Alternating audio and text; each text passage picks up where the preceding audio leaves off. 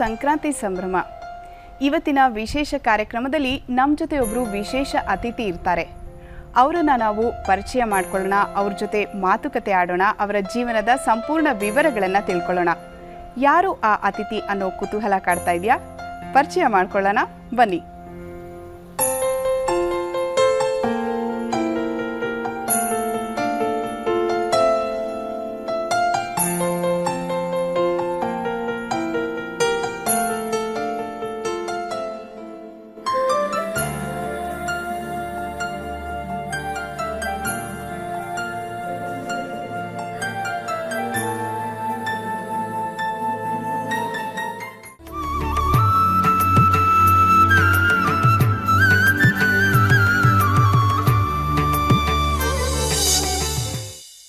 ವೀಕ್ಷಕರೇ, ಪ್ರತಿ ಯಶಸ್ವಿ ಪುರುಷನ ಹಿಂದೆ ಒಬ್ಬ ಮಹಿಳೆ ಇರ್ತಾಳೆ.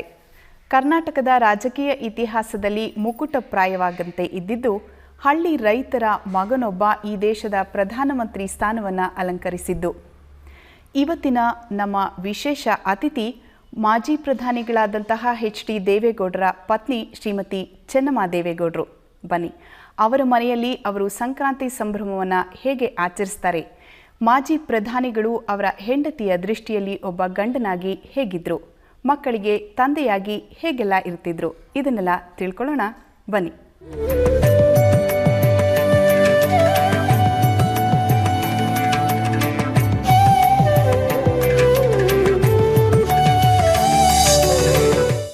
ಅಮ್ಮ, ನಿಮಗೆ ಕಾರ್ಯಕ್ರಮಕ್ಕೆ ಸ್ವಾಗತ. ಅಮ್ಮ, ನಿಮ್ಮ ಬಾಲ್ಯದ ದಿನಗಳು ಹೇಗಿತ್ತು? ಅಲ್ಲಿ ನೀವು ನೆನಪು ಮಾಡ್ಕೊಳ್ಳೋವಂಥದ್ದು ಯಾವ್ಯಾವ ಘಟನೆಗಳು ಅಥವಾ ಹೇಗೆ ನಿಮ್ಮ ಬಾಲ್ಯ ನಡ್ಕೊಂಡು ಬಂತು? ತುಂಬ ಸಂತೋಷವಾಗಿತ್ತು ನನಗೆ. ಓದೋದು ಎಲ್ಲ ನಮ್ಮ ಮನೆಯಲ್ಲಿ ನಮ್ಮ ತಂದೆ ತಾಯಿ ಎಲ್ಲರೂ ತುಂಬ ಚೆನ್ನಾಗಿ ನೋಡ್ಕೊಂಡು ಪ್ರೀತಿಯಿಂದ ನಮ್ಮನ್ನು ಚೆನ್ನಾಗಿ ಸಾಕಿ ನೋಡ್ಕೊತಾ ಇದ್ದರು. ಆಮೇಲೆ ಪ್ರೈಮರಿ ಸ್ಕೂಲು ನಾನು ಓದಿದ್ದು ಹಳ್ಳೀಲಿ. ಮಿಡ್ಲಿ ಸ್ಕೂಲು 4 ಮೈಲಿ ಹೋಗಬೇಕಾಗಿತ್ತು. ಮಿಡ್ಲಿ ಸ್ಕೂಲು LS ಓದಿದೆ ಅಷ್ಟು. ಆಮೇಲೆ 17 ವರ್ಷ ಆಯಿತು ನನಗೆ ಆಗಿತ್ತು, ಆಗ ಮದುವೆ ಆಯಿತು. ಅಮ್ಮ, ನೀವು 17 ವರ್ಷಕ್ಕೆ ಮದುವೆ ಆಯಿತು ಅಂತ ಹೇಳಿದ್ರಿ. ನಿಮ್ಮ ಮನೆಯವರು ಅವ್ರ ಮನೆಯವರು ಪರಿಚಯ ಆಯ್ತಾ ಮುಂಚೆನೇ, ಅಥವಾ ಯಾರು ನೋಡೋಕ್ಕೆ ಹೋಗಿದ್ದು? ಪರಿಚಯ ಇತ್ತು. ಅದೇ ಹಾಗೇನು ಅಂತಂದರೆ ತುಂಬ ಹತ್ತತ್ತ ನಮ್ಮ ತಾಯಿನೂ ಅದೇ ನಮ್ಮ ಯಜಮಾನ್ರವರೇ, ಅದರಿಂದ ತುಂಬ ಪರಿಚಯ. ಒಂದೇ ಊರಿನವರು? ಇಲ್ಲ, ನಮ್ಮೂರು ಬೇರೆ ಅವ್ರೂರು ಬೇರೆ. ಅವ್ರದ್ದು ಹರದನಹಳ್ಳಿ, ನಮ್ಮದು ಹಿರಿಹಳ್ಳಿ ಅಂತ. 2 ಕಿಲೋಮೀಟ್ರು ಅವ್ರವ್ರಿಗೂ. ಅವ್ರದ್ದೇ ಪರಿಚಯ ಇತ್ತು, ಹಳೆ ಸಂಬಂಧ. ನಮ್ಮ ಅತ್ತೆಗೆ ನಮ್ಮ ತಂದೆಗೆ ನಮ್ಮ ಅತ್ತೆ ತಾಯಿ, ನಮ್ಮ ತಂದೆ ಚಿಕ್ಕಪ್ಪ ದೊಡ್ಡಪ್ಪನೋ ಏನೋ, ಅವರು ಥರಪ್ಪ ಹಳೆ ಸಂಬಂಧನೇ. ಮದುವೆ ಆಗೋಕ್ಕೆ ಮುಂಚೆ ಅಂದರೆ ಒಪ್ಪಿಗೆ ಆದ ತಕ್ಷಣ ಆವಾಗಲೇ ನೀವು ನೋಡಿದ್ರಾ ಅಥವಾ ಮದುವೆ ದಿವಸ ನೋಡಿದ್ದ? ಆ ಕಾಲದಲ್ಲೆಲ್ಲ ಸ್ವಲ್ಪ ಹಾಗೆ ಇತ್ತು ಅನ್ಸುತ್ತೆ. ಇಲ್ಲ, ಬಂದಿದ್ದರು, ನೋಡಿದರು. ಅದೇ ಯಜಮಾನ್ರು ಬಂದು ನೋಡಿದರು. ನಮ್ಮ ಅತ್ತೆ ಎಲ್ಲ ಗೊತ್ತಿತ್ತಲ್ಲ, ಹಳೆ ಸಂಬಂಧಿಕರಾಗಿದ್ದರಿಂದ ಮನೆಗೆ ಬಂತೆ ನೋಡಿದ್ರು. ಓಕೆ, ನೀವು ತಕ್ಷಣ ಒಪ್ಕೊಂಡಿದ್ರಾ? ಅವ್ರು ನಿಮ್ಮನ್ನು ಮೊದಲು ನೋಡಿ ಒಪ್ಕೊಂಡ್ರ? ಆ ಥರ ಏನಿಲ್ಲ.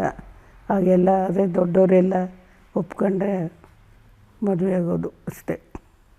ಇವರು ಆ ಥರ ಇವರು ಎಲ್ಲ ತುಂಬ ಒಳ್ಳೆಯವರಾಗಿದ್ದು ಎಲ್ಲ ಹೇಳೋರಲ್ಲ. ಅದರಿಂದ ನಮ್ಮ ಮನೆಯವರು, ನಮ್ಮ ತಂದೆ ಎಲ್ಲ ಒಪ್ಕೊಂಡು ಒಳ್ಳೆಯವರು ಅಂತ. ಹುಡುಗನ ಸ್ವಭಾವ ಒಳ್ಳೇದಿದೆ ಒಪ್ಕೋ ಅಂತ ಹೇಳಿದರು ಅಂತ. ಓಕೆ, ನೀವು ಮದುವೆ ಆದಮೇಲೆ ಎಲ್ಲಿ ಬಂದು ಮೊದಲು ಸಂಸಾರದ ಜೀವನ ಶುರು ಮಾಡಿದ್ರಿ? ಅದೇ ನಮ್ಮ ಅತ್ತೆ ಮಾವ ಅವರು ಬೇರೆಯವರು, ನಮ್ಮ ಮಾವನ ಚಿಕ್ಕಪ್ಪನ ಮಕ್ಕಳು ಎಲ್ಲ ಇದ್ದರು. ತುಂಬ ಕುಟುಂಬದಲ್ಲೇ ಇದ್ರು. ತುಂಬ ಅವಿರ್ಭಕ್ತ ಕುಟುಂಬ. ಅವಿಭಕ್ತ ಕುಟುಂಬದಲ್ಲಿ ಎಲ್ಲಿ ಶುರು ಮಾಡಿದ್ದು ಅಮ್ಮ ನೀವು? ಹರದನಹಳ್ಳಿಗೆ ಬಂದ್ರಿ ಮದುವೆ ಮಾಡಿಕೊಂಡು. ಅಲ್ಲಿ ಅವ್ರದ್ದು ಅವಿಭಕ್ತ ಕುಟುಂಬ, ಅಲ್ಲಿಗೆ ನೀವು ಬಂದ್ರಿ. ಹೌದು. ಹೇಗೆ ಅನ್ನಿಸ್ತು ನಿಮಗೆ ಮೊದಲು ಬಂದು ಹೊಸದಾಗಿ ಅತ್ತೆ ಮನೆಗೆ ಬಂದಾಗ? ಹೇಗಿತ್ತು ನಿಮ್ಮಿಬ್ಬರ ಮಧ್ಯೆ ಒಡನಾಟ ಹೇಗಿತ್ತು? ಅಥವಾ ನಾವಿಬ್ಬರು ಚೆನ್ನಾಗೇ ಇರ್ತಾ ಇದ್ದು. ಅವ್ರ ಜೊತೆ ನಾವು ಸುಮ್ಮನೆ ಅವ್ರು ಹೇಳ್ದಂಗೆ ಇರೋದು ನಮ್ಮ ಪಾಡಿಗೆ ನಾವು ಚೆನ್ನಾಗಿರ್ತಾ ಜಗಳ ಏನು ಗೊತ್ತೇ ಆಗ್ತಿರ್ಲಿಲ್ಲ ನಮಗಾಗ. ಅಂದರೆ ದೇವೇಗೌಡರು ಆವಾಗಲೇ ರಾಜಕೀಯಕ್ಕೆ ಧುಮುಕಿದ್ರ ಅಥವಾ ಆನಂತರ ಅವರು ಇಲ್ಲ, ಅವಾಗ ಕಾಂಟ್ರಾಕ್ಟ್ ಮಾಡ್ತಾಯಿದ್ರು. ಅವರು ರಾಜಕೀಯಕ್ಕೆ 59ನೇ ಇಸ್ವಿಲಿ ತಾಲೂಕು ಬೋರ್ಡ್ ಮೆಂಬರ್ ಆದರು. ಮುಂಚೆ ಯಾವ್ಯಾವುದಕ್ಕೋ ಮೆಂಬರು ಏನೋ ಆಗಿದ್ದರು. ಆಗ ಇದರ ತಾಲೂಕು ಬೋರ್ಡ್ ಮೆಂಬರ್ ಆದರು.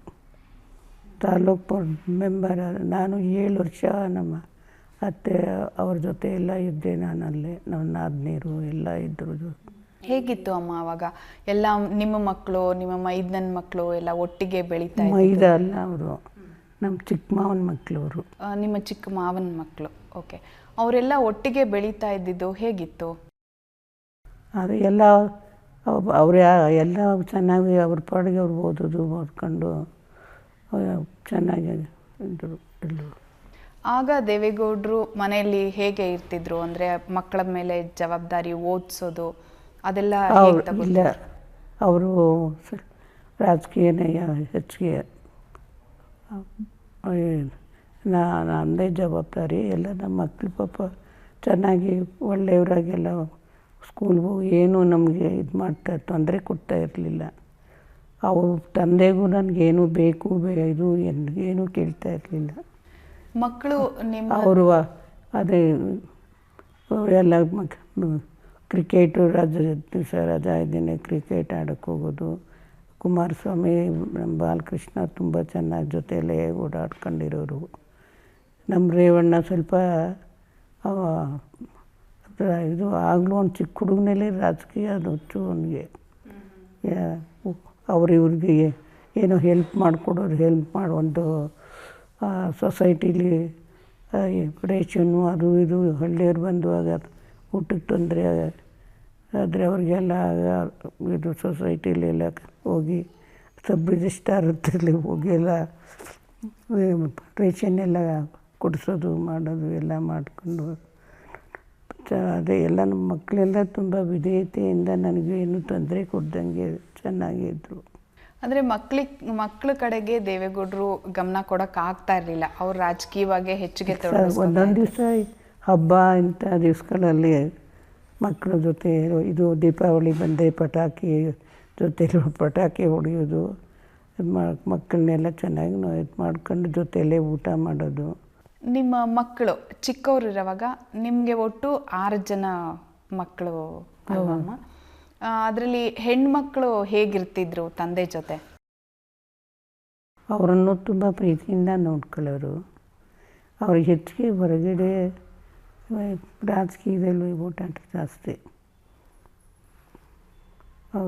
ಬೇಗ ರಾಜಕೀಯ 28 ವರ್ಷಕ್ಕೆ ಅವರು MLA ಆದರು. ಹಬ್ಬಗಳನ್ನೆಲ್ಲ ಹೇಗೆ ಆಚರಿಸ್ತಾ ಇದ್ರಿ ಅವಾಗ? ಹಬ್ಬಗಳು ಅದೇ ಅಲ್ಲಿ ಯಾವ ಹಬ್ಬದ್ದು ಯಾವ ಥರ ಆ ಥರ ಆಚರಿಸೋದು. ನಮ್ಮದು ಸಂಕ್ರಾಂತಿ ಅಂದರೆ ರೈತಾಪಿ ಹಬ್ಬ, ಅದನ್ನು ಹೇಗೆ ಆಚರಿಸ್ತಾ ಇದ್ರಿ? ಅದೇ ಸಂಕ್ರಾಂತಿಲಿ ಎಳ್ಳು ಮನೆ ದೇವ್ರ ಪೂಜೆ ಮಾಡೋದು. ಯಾವಾಗಲೂ ನನಗೆ ದೇವ್ರ ಪೂಜೆನೇ ಮುಖ್ಯ. ನನಗೆ ಯಾವ ಹಬ್ಬದಲ್ಲೂ ಯಾವ ಹಬ್ಬ ಇದು ಎಲ್ಲ ದೇವ್ರ ಪೂಜೆ ಮಾಡೋದು. ಅದಕ್ಕೆ ಯಾವುದು ಹಬ್ಬಕ್ಕೆ ಯಾವುದು ಎಣ್ಣೆ ಸ್ನಾನ ಎಲ್ಲ ಮಾಡಿಕೊಂಡು ಎಳ್ಳು ಮಾಡಿ ಎಲ್ಲರಿಗೂ ಕೊಡೋದು. ಬೇರೆಯವ್ರಿಗೂ ಎಲ್ಲ ಮಕ್ಕಳು ಎಲ್ಲ ಸಂತೋಷವಾಗಿ ಅವರು ಸಂತೋಷವಾಗಿರೋರು. ಈ ಸಂಕ್ರಾಂತಿ ಹಬ್ಬ ಅಂದರೆ ಎಳ್ಳು ಬೀರೋ ಅಂತ ಸಂಪ್ರದಾಯ ಇದೆ, ಅದನ್ನು ನಿಮ್ಮ ಮಕ್ಕಳ ಕೈಲಿ ಮಾಡಿಸ್ತಾ ಇದ್ರ? ನನ್ನ ಮಗಳು ಹೋಗ್ತಾ ಇದ್ಲು. ಹಾಗಾದರೆ ಸ್ವಲ್ಪ 8 ವರ್ಷ 7 ವರ್ಷ ಆದಾಗ ಹೋಗಿ ಎಲ್ಲರಿಗೂ ಹೇಳ್ಕೊಡೋದು ನಮ್ಮ ಫ್ರೆಂಡ್ಸ್ ಸ್ನೇಹಿತರ ಮನೆಗೆ. ಈ ವಿಶೇಷ ಮಾತುಕತೆಯಲ್ಲಿ ಇನ್ನಷ್ಟು ನಿಮಗೆ ಗೊತ್ತಿಲ್ಲದೆ ಇರೋಂಥ ವಿಚಾರಗಳನ್ನು ನೀವು ತಿಳ್ಕೊಳ್ಳೋದಿದೆ. ಅದಕ್ಕೂ ಮುಂಚೆ ಒಂದು ಪುಟ್ಟ ಬ್ರೇಕ್ ತಗೊಳ್ಳೋಣ. ವೀಕ್ಷಕರೇ, ನಿಮಗೆ ಕಾರ್ಯಕ್ರಮಕ್ಕೆ ಮತ್ತೊಮ್ಮೆ ಆತ್ಮೀಯ ಸ್ವಾಗತ. ಮಾಜಿ ಪ್ರಧಾನಿಗಳಾದಂತಹ HD ದೇವೇಗೌಡರ ಪತ್ನಿ ಚೆನ್ನಮ್ಮ ದೇವೇಗೌಡರನ್ನ ನಾವಿವತ್ತು ಮಾತಾಡಿಸ್ತಾ ಇದ್ದೀವಿ. ಅವರ ಮನಸ್ಸಿನ ಆಳದ ಭಾವನೆಗಳನ್ನು ನಾವು ತಿಳ್ಕೊಳ್ತಾ ಇದ್ದೀವಿ. ಇನ್ನಷ್ಟು ವಿಷಯಗಳನ್ನು ಕೆದಕ್ತಾ ಹೋಗೋಣ, ತಿಳ್ಕೊಳ್ಳೋಣ ಬನ್ನಿ. ಆ ಹಬ್ಬದ ದಿವಸ ಎಲ್ಲ ಒಟ್ಟಿಗೆ ದೇವೇಗೌಡರು ನೀವು ಎಲ್ಲ ಒಟ್ಟಿಗೆ ಊಟ ಮಾಡ್ತಾಯಿದ್ದು, ಸಂತೋಷವಾಗಿ ಮಕ್ಕಳ ಜೊತೆ ಇರೋರು.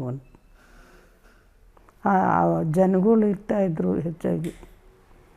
ಜನಗಳು ನೋಡಬೇಕಲ್ಲ ಅವರು, ಜನಗಳ ಜೊತೆ ಜಾಸ್ತಿ ಹಬ್ಬ ಹರಿದಿವಸಗಳಲ್ಲೂ ಕೂಡ ನಿಮಗೆ ಬೇರೆ ಜನ ಬರೋದು ನಿಮ್ಮ ಮನೇಲಿ, ಅವ್ರನ್ನ ಬರೋರು. ಅದೆಲ್ಲ ಇತ್ತಾ? ಬರೋದು ಅವ್ರಿಗೆಲ್ಲ ಮನೇಲಿ ಊಟ ಆಯಿತು. ಅಲ್ಲಿ ನಾವು ಹೊಳೆನರಸೀಪುರದಲ್ಲಿದ್ದಾಗ ಹಳ್ಳಿ ಕಡೆಯವರೆಲ್ಲ ಆರೋಗ್ಯ ಹುಷಾರಿಲ್ಲದೆ ಕಾಯಿಲೆ ಅದು ನಮ್ಮ ಮನೇಲೇ ಇರೋರು. ಒಬ್ಬ ನಮ್ಮ ಫ್ಯಾಮಿಲಿ ಡಾಕ್ಟ್ರ್ ಇದ್ದರು, ಅವರು ನೋಡ್ಕೊಳ್ಳೋರು. ನಮ್ಮ ಮನೇಲೇ ಅಲ್ಲಿ ಚಿಕ್ಕ ಚಿಕ್ಕ ಮನೆ, ಅದರಲ್ಲಿ ಪಾಪ ಅವೆಲ್ಲ ನಾವು ಕಷ್ಟಪಟ್ಕೊಂಡು ಅದು ಹೇಳೋಕ್ಕೆ ಅಸಾಧ್ಯ. ನಮ್ಮದು ಅವರು ಬೇಜಾರು ಮಾಡ್ಕೊಳ್ದಂಗೆ ನೋಡ್ಕೋಬೇಕು ಅವ್ರನ್ನ. ಆ ಡಾಕ್ಟ್ರು ಎಲ್ಲರನ್ನೂ ನೋಡ್ಕೊಳ್ಳೋದು ಬಂದು. ಅದರಿಂದ ನಮ್ಮ ಮನೇಲೇ ಇರೋರು. ನಿಮ್ಗೇನು ಅನ್ನಿಸ್ತಾ ಇತ್ತು ಅವಾಗೆಲ್ಲ? ಮನೆ ತುಂಬ ಆ ಥರ ಸದಾ ಜನ ಬರೋದು ಅದೆಲ್ಲ ಖುಷಿ ಕೊಡ್ತಿತ್ತಾ ಅಥವಾ ಸಾಕಾಗ್ತಿತ್ತಾ ನಿಮಗೆ ಕೆಲಸ ಮಾಡಿ? ಏನು ಈ ಪಾಪ ಅವ್ರು ಬರೋರಿಲ್ಲ, ನಾವು ಇಲ್ಲ ಅಂದರೆ ಬೇಜಾರು ಮಾಡ್ಕೋತಾರೆ. ಚೆನ್ನಾಗಿ ನೋಡ್ಕೋತಾ ಇದ್ದೆ. ನನಗೆ ಆ ಥರ ಏನಿಲ್ಲ. ನಾವು ಅದೇ ಜೀವನದಲ್ಲಿ ಅದೇ ಆ ಜನಗಳೇ ಜನ ಅವ್ರಿಗೆ ಬೇಜಾರಾಗ್ತಾ ನೋಡ್ಕೊಳ್ಳೋದು. ಈಗ ನಮ್ಮ ಮನೆಯವರು ಹುಷಾರಿಲ್ಲದೆ ಇದ್ದರೆ ಬಂದರೆ ಅವರು ಎಲ್ಲ ಇರೋರು. ಮನೇಲಿದ್ದಾಗ ಅವರು ಮಕ್ಕಳ ಜೊತೆ ನಿಮ್ಮ ಜೊತೆ ಸಮಯ ಕಳೀತಿದ್ದಾಗ ನಿಮ್ಮ ಜೊತೆ ಹೇಗಿರ್ತಾ ಇದ್ರು? ಏನೇನು ವಿಷಯನ ಮಾತಾಡ್ತಾ ಇದ್ರು? ಅಂದರೆ ರಾಜ್ಯದ ಬಗ್ಗೆ ಚರ್ಚೆ ಮಾಡ್ತಾ ಇದ್ರಾ ಅಥವಾ ರಾಜಕೀಯದ ಬಗ್ಗೆ ವಿಷಯ ಹೇಳ್ತಾ ಇದ್ರಾ ನಿಮಗೆ? ಆ ಥರ ಏನಿಲ್ಲ, ಅವರೇ ಎಲ್ಲ ಮಾತಾಡ್ಕೊಳ್ಳೋರು. ನಿಮ್ಮ ಜೊತೆ ಬೇರೆ ಜನ ಬರೋರಿಲ್ಲ, ಹಳ್ಳಿಯವರು ಎಲ್ಲರ ಅವ್ರ ಜೊತೆ ಹೆಚ್ಚಿಗೆ ಕಾಲ ಕಳೀತಿದ್ರು ಅವರು ಮನೇಲಿದ್ರು. ನೀವು ಬೆಂಗಳೂರಿಗೆ ಬಂದಿದ್ದು ಯಾವಾಗ? ಬೆಂಗಳೂರಿಗೆ ಬಂದಿದ್ದು ನಾವು 63ನೇ ಇಸ್ವಿ. ಆವಾಗ ದೇವೇಗೌಡರು ಯಾವ ಸ್ಥಾನದಲ್ಲಿ? ಬೆಂಗಳೂರು ಆವಾಗ ಇಲ್ಲೊಂದು ಬಾಡಿಗೆ ಮನೆಯಲ್ಲಿದ್ದು, 200 ರೂಪಾಯಿ ಬಾಡಿಗೆ ಮನೆ. ಅಪೋಸಿಷನ್ ಲೀಡರ್ ಆಗಿದ್ದರು ಅವರು. ಅಪೋಸಿಷನ್ ಲೀಡರ್ ಆದಾಗ ಬೆಂಗಳೂರಿಗೆ ಬಂದು ನಾವು ಬಾಡಿಗೆ ಮನೇಲಿ ಇದ್ರಿ ಅವಾಗ?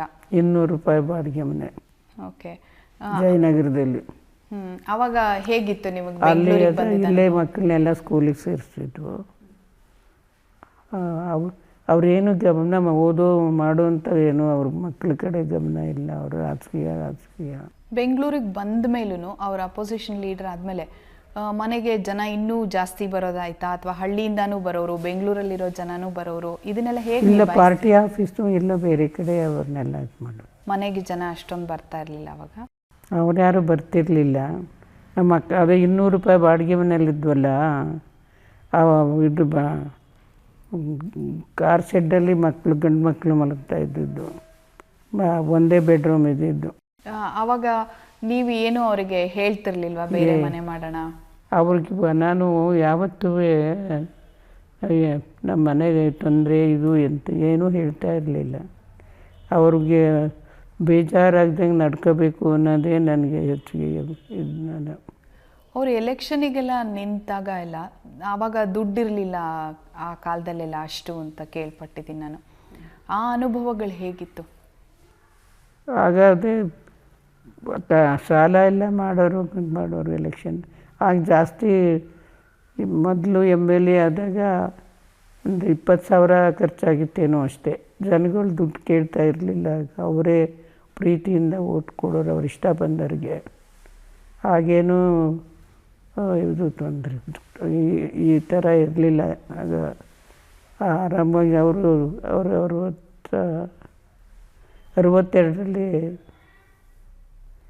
62ರಲ್ಲಿ ಅವರು MLA ಆಗಿದ್ದು. ಮೊದಲನೇ ಸಲ ಅವರು ನಾಮಿನೇಷನ್ ಫೈಲ್ ಮಾಡಿದಾಗ ನಿಮಗೆ ಹೇಗಿತ್ತು? ಅದು ನೀವೇ ಎನ್ಕರೇಜ್ ಮಾಡಿದ್ರಾ? ಇಲ್ಲ, ಅವರೇ ಇದು ಮಾಡಿ ಇದು ಕಾಂಗ್ರೆಸ್ಸಿಂದ ಟಿಕೆಟ್ ಕೊಟ್ಟಿದ್ದರು, ರಾಮಚಂದ್ರ ಇದ್ರ ಕಡೆಯಿಂದ. ಆಮೇಲೆ ಚೇಂಜ್ ಮಾಡಿ ದೊಡ್ಡೇಗೌಡ ಅನ್ನೋರಿಗೆ ಕೊಟ್ಟರು. ಅವರು ವಿರುದ್ಧವಾಗಿ 5 ಜನ ನಿಂತಿದ್ದರು. ಇವರು ಅದೇ ಇನ್ನು ಸೈಕಲ್ ಗುರುತಿನಲ್ಲಿ ನಿಂತ್ಕೊಂಡು ಸೈಕಲಲ್ಲಿ ಕ್ಯಾನ್ವಾಸ್ ಮಾಡೋದು. ಜನ ಎಲ್ಲ ಪ್ರೀತಿಯಿಂದ ವೋಟ್ ಕೊಟ್ಟರು ಇವರಿಗೆ. ಅವರ 5 ಜನದ ಇದರಲ್ಲಿ ಇವರು 5,000 ಲೀಡಲ್ಲಿ ಗೆದ್ದರು. ಕುಮಾರಸ್ವಾಮಿ ಅವರು ಮುಖ್ಯಮಂತ್ರಿ ಆದಾಗ ನೀವು ತಾಯಿಯಾಗಿ ಏನಾದರೂ ಸಲಹೆಗಳನ್ನ ಕೊಡ್ತಾ ಇದ್ರಾ? ಅವ್ರು ನಿಮ್ಮ ಹತ್ರ ಬಂದು ಆವಾಗ್ಲೂ ಅದೇ ಥರ ಏನಾದರೂ ಸಲಹೆಗಳು ಕೇಳ್ತಾ ಇದ್ರಾ? ಇಲ್ಲ, ಕೇಳಲಿಲ್ಲ. ಮಕ್ಕಳೆಲ್ಲ ಒಳ್ಳೆ ಸ್ಥಿತಿಗೆ ಬಂದರು. ನೀವು ತುಂಬ ಕಷ್ಟ ಅನುಭವಿಸಿದಾಗ ಆಮೇಲೆ ನೀವು ಸ್ವಲ್ಪ ಸುಖನ ನೋಡೋವಂಥ ಕಾಲದಲ್ಲಿ ನೀವು ಕೆಲವೊಂದಷ್ಟು ನೋವುಗಳನ್ನು ಅನುಭವಿಸಿದ್ರಿ. ಆಗೆಲ್ಲ ಹೇಗೆ ನೀವು ಅದನ್ನು ನಿಭಾಯಿಸ್ಕೊಂಡ್ರಿ? ಆಗ ಅವರು ನಮ್ಮ ಯಜಮಾನ್ರಿಗೆ ಬೇಜಾರು ಮಾಡ್ದಂಗೆ ಏನೂ ನಾನು ಸುಮ್ಮನೆ ಏನೂ ಮಾತಾಡಲಿಲ್ಲ. ನಾನು ನಿಮ್ಮ ಯಜಮಾನ್ರಿಗೆ ಮನಸ್ಸಿಗೆ ನೋವಾಗತ್ತೆ ಅಂತ ಯಾವಾಗಲೂ ಅದೇ ಏನೇ ನಮ್ಮ ಮನೇಲಿ ತೊಂದರೆ ಇದ್ದರೂ ಯಾವುದೂ ನಾನು ಅವ್ರಿಗೆ ಹೇಳಕ್ಕೆ ಹೋಗ್ತಿರ್ಲಿಲ್ಲ. ಈಗ ನಿಮಗೆ ಮಕ್ಕಳು ಮೊಮ್ಮಕ್ಕಳು ಎಲ್ಲರನ್ನೂ ಈಗ ಒಟ್ಟಿಗೆ ನೋಡುವಾಗ ಏನು ಅನಿಸುತ್ತೆ? ಅಥವಾ ನೀವು ಎಲ್ಲರ ಜೊತೆ ಕಾಲ ಕಳೆಯುವಾಗ ಅವ್ರಿಗೇನಾದರೂ ನೀವು ನಿಮ್ಮ ಜೀವನದಲ್ಲಿ ನಡ್ಕೊಂಬಂದಿರೋವಂಥದ್ದನ್ನು ಈ ಥರ ಸಲಹೆ ಸೂಚನೆಗಳು ಏನಾದರೂ ಕೊಡ್ತೀರಾ? ಅವರೆಲ್ಲ ಅದೇ ಅವ್ರೆಲ್ಲ ಅವ್ರ ತಂದೆ ತಾಯಿಯವರೆಲ್ಲ ನೋಡ್ಕೊಳ್ಳೋರು ಚೆನ್ನಾಗಿ. ದೇವರಲ್ಲಿ ಕೇಳ್ಕೊತಾ ಇದ್ದೆ ನಾನು, ದೇವ್ರ ಪೂಜೆಯಲ್ಲಿ ಎಲ್ಲ ಒಳ್ಳೆಯದಾಗಲಿ ಪೂಜೆ ಮಾಡೋದು. ಮಕ್ಕಳು ಕೆಟ್ಟ ದಾರಿ ಹೋಗದೆ ಒಳ್ಳೆ ದಾರಿಲಿ ಚೆನ್ನಾಗಿ ಒಳ್ಳೆಯವರಾಗಲಿ, ಅವ್ರ ತಂದೆಗೆ ಒಳ್ಳೆಯ ಹೆಸರು ಬರೋ ಥರ ನಡ್ಕೊಳ್ಳಿ. ಅದು ನಾನು ಯಾವಾಗಲೂ ದೇವ್ರ ಪೂಜೆದು, ದೇವರಲ್ಲಿ ಕೇಳ್ಕೊಳ್ಳೋದು. ಯಾರಿಗೂ ಇವ್ರಿಗೂ ಏನೂ ಹೇಳ್ತಾ ಇರಲಿಲ್ಲ. ನಾವು ಏನೇ ಇದಾದ್ರೂ ಅದು ತುಂಬ ಅವೆಲ್ಲ ಹೇಳೋಕ್ಕಾಗಲ್ಲ. ಎಲ್ಲ ಹಬ್ಬಗಳ ದಿವಸದಲ್ಲಿ ಸಂತೋಷವಾಗಿ ಎಲ್ಲಿದ್ದರೂ ಬಂದು ಮಕ್ಕಳ ಜೊತೆ ಊಟ ಮಾಡ್ಕೊಂಡು ಕಾಲ ಕಳ್ಕೊಂಡು ಆಗಲೂ ಯಾರಾದರೂ ಬಂದರೆ ಫ್ರೆಂಡ್ಸ್ಗಳು ಅವರು ಇವರು ಊಟ ಗೀಟಕ್ಕೆ ಬಂದರೆ ಮಾಡೋರು. ವೀಕ್ಷಕರೇ, ಈ ಚರ್ಚೆನ ಮತ್ತೆ ಮುಂದುವರಿಸೋಣ. ಅದಕ್ಕೂ ಮುಂಚೆ ಒಂದು ಬ್ರೇಕ್. ಕಾರ್ಯಕ್ರಮಕ್ಕೆ ಮತ್ತೊಮ್ಮೆ ಸ್ವಾಗತ ವೀಕ್ಷಕರೇ. ಸಾಕಷ್ಟು ವಿಚಾರಗಳನ್ನು ನಾವಿವತ್ತು ಚೆನ್ನಮ್ಮ ದೇವೇಗೌಡರಿಂದ ತಿಳ್ಕೊಂಡ್ವಿ. ಅವರ ಇನ್ನಷ್ಟು ಮನದಾಳದ ಮಾತುಗಳನ್ನು ತಿಳ್ಕೊಳ್ಳೋಣ ಬನ್ನಿ.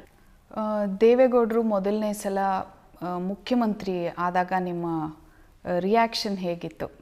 ನಿಮಗೆ ಏನು ಅನ್ನಿಸ್ತು? ಖುಷಿ ಆಯಿತಾ? ಖುಷಿ ಆಗೋದಿಲ್ವ? ಖುಷಿ ಆಯಿತು. ಜವಾಬ್ದಾರಿ ಜಾಸ್ತಿ ಆಯಿತು ಅಂತ ಅನ್ನಿಸ್ತಾ? ಅವ್ರ ಆ ಪೊಸಿಷನ್ಗೆ ಹೋದ್ಮೇಲೆ ಜಾಸ್ತಿ ಇರುತ್ತೆ. ಅವರೆಲ್ಲ ಒಂದು ಬುದ್ಧಿವಂತಿಕೆ ನೋಡ್ಕೊಂಡು ಮಾಡ್ಕೊಂಡು ಹೋಗೋರಲ್ಲ, ಅದರಿಂದ.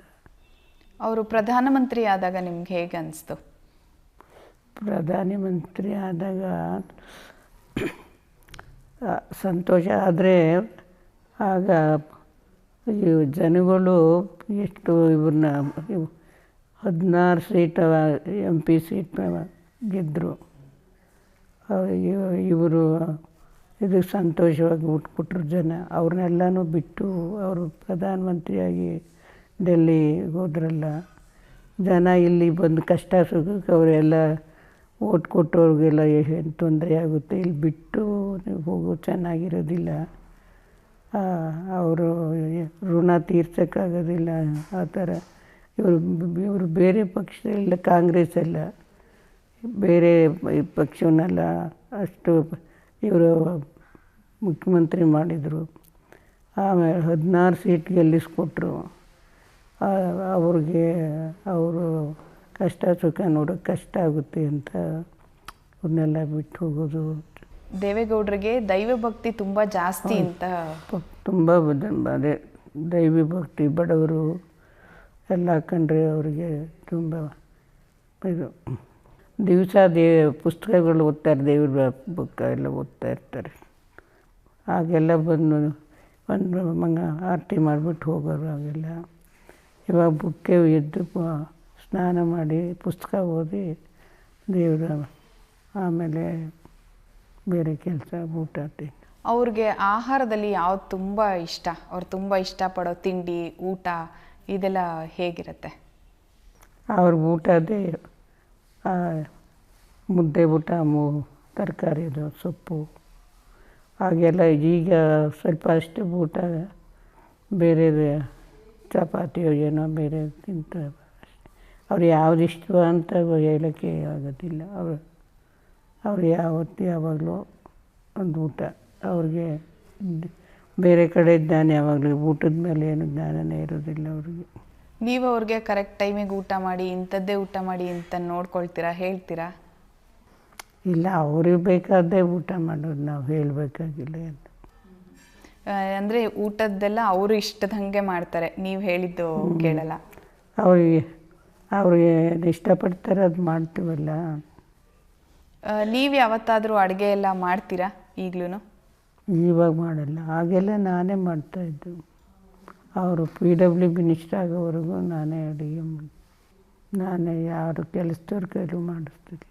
ಅವರಿಗೆ ಬಿಡುವಿರೋವಾಗ ಜೊತೆಯಲ್ಲಿ ನೀವು ಕಾಲ ಕಳಿತೀರಾ? ಅದೇ ಬಿಡುವಿದ್ದಾಗ ಅಂದರೆ ಬಿಡುವೇ ಇರೋದಿಲ್ವಲ್ಲ ಅವ್ರಿಗೆ, ಜನಗಳ ಮಧ್ಯದಲ್ಲೇ ಇರ್ತಾರೆ. ಊಟ ಮಾಡುವಾಗ ಯಾವಾಗಲಾದ್ರು ಸಂತೋಷ ಇರೋದು. ನಾವು ಅದು ಸಂತೋಷವಾಗಿ ಇರ್ತೀವಿ, ನಾವು ಯಾವಾಗಲೂ ಬೇಜಾರದಲ್ಲಿ ಅವರು ನಾನು ಬೇಜಾರದಲ್ಲಿ ಇರಲ್ಲ. ಅವರ ಇದು ಸನ್ನಿವೇಶ ನೋಡ್ಕೊಂಡು ನಾನು ಆ ಥರ ಇದು ಮಾಡ್ಕೊತೀನಿ ಅಷ್ಟೇ. ಅವ್ರಿಗೇನಾದರೂ ಮೂಡ್ ಇಲ್ಲ ಅಂತಂದರೆ ಅಂಥ ಟೈಮಲ್ಲಿ ನೀವು ಮಾತಾಡಕ್ಕೆ ಹೋಗಲ್ಲ? ಮಾತಾಡಲ್ಲ. ಬೇರೆ ಸಮಯದಲ್ಲಿ ನೀವು ಯಾವುದ್ರ ಬಗ್ಗೆ ಚರ್ಚೆ ಮಾಡ್ತೀರಾ? ನಿಮ್ಮ ಕುಟುಂಬದ ಬಗ್ಗೆ, ಮೊಮ್ಮಕ್ಕಳ ಬಗ್ಗೆ, ಮಕ್ಕಳ ಬಗ್ಗೆ ಹೀಗೆಲ್ಲ ಚರ್ಚೆ ಮಾಡೋದು ಉಂಟಾ? ಅವರದ್ದೇನು ಏನು ಚರ್ಚೆ ಏನು ಮಾಡೋದಿಲ್ಲ. ಅವರು ಅವರು ತಂದೆ ತಾಯಿ ಎಲ್ಲ ನೋಡ್ಕೊಂಡು ಮದುವೆ ಮಾಡ್ಕೊತಾರೆ. ಈಗ ಮೊಮ್ಮಕ್ಕಳು ಮದುವೆ ಆಗಿರೋರೆ 3 ಜನ. ಈಗ ನೀವು ಮುಂಚೆ ಇದ್ದಿದ್ದ ಕಷ್ಟದ ದಿನಗಳು ಕಳೆದಿದ್ರಲ್ಲ, ಆರಂಭದ ದಿನಗಳಲ್ಲಿ, ಅದನ್ನೆಲ್ಲ ಇವಾಗಲೂ ನೆನೆಸ್ಕೋತೀರಾ ಇಬ್ಬರು ಕೂತಿದ್ದಾಗ? ಅದೇನು ನೆನೆಸ್ಕೊಳ್ಳೋದಿಲ್ಲ. ಅದನ್ನ ಕಷ್ಟ ಬಂದಿದ್ದು ಇವ್ರು ಸಂತೋಷವಾಗಿದ್ದರೂ ಸಾಕು ಅಂತ ನನಗಷ್ಟೇ ಇಷ್ಟ. ನನಗೆ ಕಷ್ಟ ಯಾವುದು ತೊಂದರೆ ಅದು ನಾವು ಯಾವುದೋ ಒಂಥರ ಜೀವನ ಮಾಡ್ಕೊಂಡು ಬಂದಿದ್ದೀವಿ. ನೋವು ಕೊಡೋಂಥ ಕಷ್ಟ ಅಂದರೆ ಅದೇ ರಾಜಕೀಯದ್ದೇ. ಇವ್ರಿಗೆ ಬೇಕಾದಷ್ಟು ತೊಂದರೆ ಇಲ್ಲ. ಇಲ್ಲಿ ಇದ್ದು ಬಂದು ಗೆದ್ದು ಅಂಥವ್ರನ್ನ ಎಲ್ಲರನ್ನೂ ನೋಡ್ಕೊತಾರೆ. ಅವ್ರು ಬರ್ತಾರೆ, ಅವರು ಸರಿಯ ಎಲ್ಲ ಒಂದು ಒಳ್ಳೇದಾಯಿತು ಅಂದರೆ ಇವರಿಗೆ ತಿರುಗಿ ಬೀಳ್ತಾರೆ. ಅವೆಲ್ಲ ನೋಡಿದ್ರೆ ಬೇಜಾರಾಗುತ್ತೆ. ಅಮ್ಮ, ಮುಂಚಿನ ಕಾಲದಲ್ಲೆಲ್ಲ ಹಬ್ಬ ಅಂದರೆ ಹಳ್ಳಿನಲ್ಲಿ ನೀವು ಹೇಗೆ ಆಚರಿಸ್ತಾ ಇದ್ರಿ, ಇವಾಗ ಆಚರಿಸೋ ಹಬ್ಬಕ್ಕೂ ಆವಾಗೂ ನಿಮ್ಗೆ ಡಿಫ್ರೆನ್ಸ್ ಹೇಗೆ ಅನಿಸುತ್ತೆ? ವ್ಯತ್ಯಾಸ ಹೇಗೆ ಅನ್ಸುತ್ತೆ ನಿಮಗೆ? ಆವಾಗಲೂ ಅದೇ ಹಬ್ಬ ಅಂತಂದರೆ ದೇವ್ರ ಪೂಜೆ ಎಲ್ಲ ಮಾಡ್ಕೊಂಡು ಎಲ್ಲ ಸೇರಿಕೊಂಡು ಸಂತೋಷವಾಗಿ ಹಬ್ಬದ ಅಡುಗೆ ಮಾಡ್ಕೊಂಡು ಊಟ ಮಾಡ್ಕೊಂಡು ಇರೋರು. ಈಗಲೂ ಮನೆಯಲ್ಲಿ ಒಟ್ಟಿಗೆ ಎಲ್ಲ ಮಕ್ಕಳು ಸೇರ್ತಾರ? ಹಬ್ಬದ ದಿವಸ ಒಟ್ಟಿಗೆ ಆಚರಿಸ್ತೀರಾ? ಒಟ್ಟಿಗೆ ಆಚರಿಸೋದಿಲ್ಲ. ಈಗ ಅವರವ್ರ ಮನೆಯಲ್ಲೇ ಮಾಡ್ಕೋತಾರೆ, ಬರ್ತಾರೆ ಆಮೇಲೆ ಮಕ್ಕಳು ಮನೆಗೆ.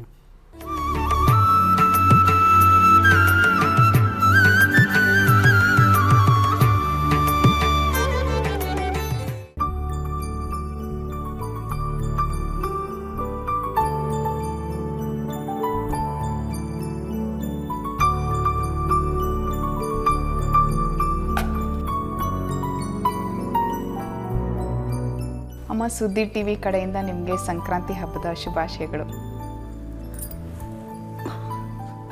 ಎಲ್ಲರೂ ಸಂಕ್ರಾಂತಿ ಶುಭಾಶಯ. ಸುಖ ಶಾಂತಿ ನೆಮ್ಮದಿ ಕೊಡಲಿ. ಸಂಕ್ರಾಂತಿ ವರ್ಷ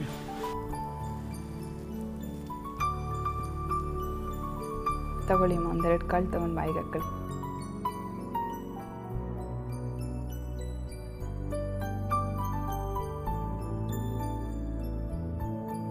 ಅಮ್ಮ, ನೀವು ಇಷ್ಟೊತ್ತು ನಿಮ್ಮ ಮನಸ್ಸಿನ ಭಾವನೆಗಳನ್ನು ನಮ್ಮ ಜೊತೆ ಹಂಚ್ಕೊಂಡ್ರಿ.